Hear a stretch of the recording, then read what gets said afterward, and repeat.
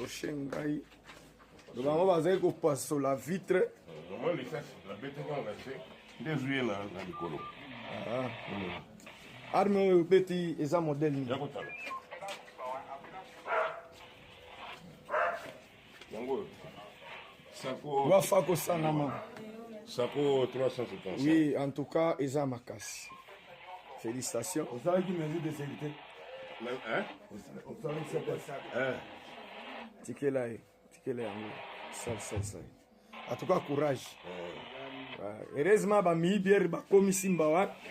Ko ke ba kota na ndako ba vo forcer. Ndako forcer wana nde pa beti. Abeti lisasi moko azwi na lokolo.